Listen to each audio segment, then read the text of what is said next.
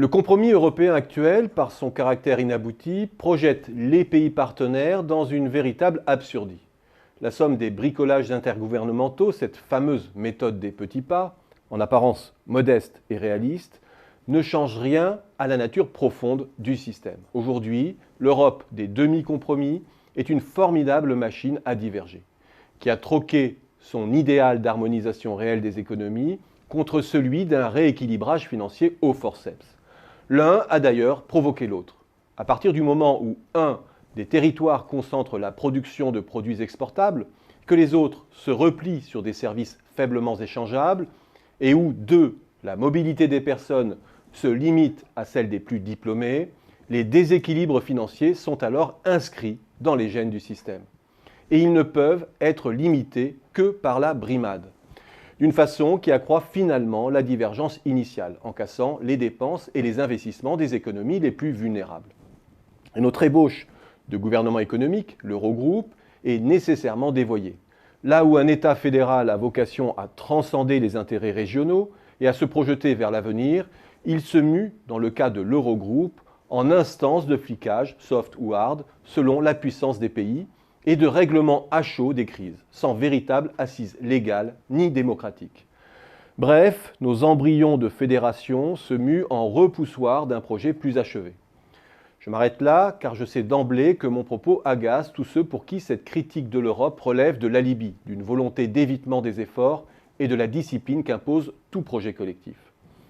Et c'est peut-être cette impossibilité de soutenir aujourd'hui le moindre débat constructif sur l'Europe, sans que le propos ne soit dévoyé, récupéré, qui me paraît un des mots les plus préoccupants de ce début de siècle.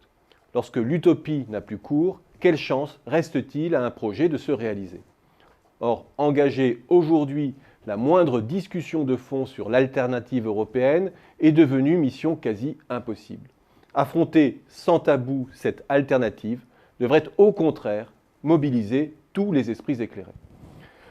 Le premier terme de l'alternative est, il ne faut pas se voiler la face, de défaire en partie ce qui a été fait, en l'occurrence l'euro, en tirant les conséquences du décrochage économique de la zone euro, dont la France, pays médian, est emblématique.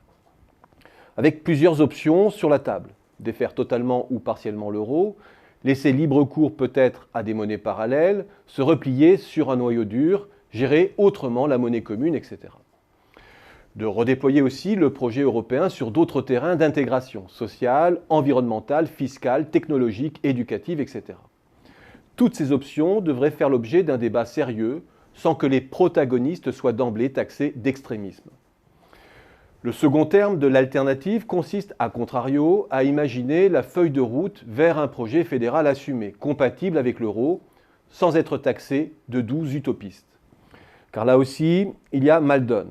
Lorsque la rationalité économique pousse jour après jour à recommander à ses dirigeants de rentrer dans le jeu de la concurrence fiscale ou salariale, et que l'on mesure dans le même temps l'impact collectif délétère de ces recommandations, il faut alors s'interroger sérieusement sur la pertinence du système dans lequel est insérée son économie. Lorsque la raison pousse à des recommandations déraisonnables, lorsque le camp de la démocratie n'a plus que le « no alternative » comme ciment, lorsque les projets politiques ne sont plus portés par des utopies constructives, on récolte ce que l'on récolte aujourd'hui. Une immense crise politique qui se diffuse et qui ne peut que fragiliser l'Europe sur tous les plans.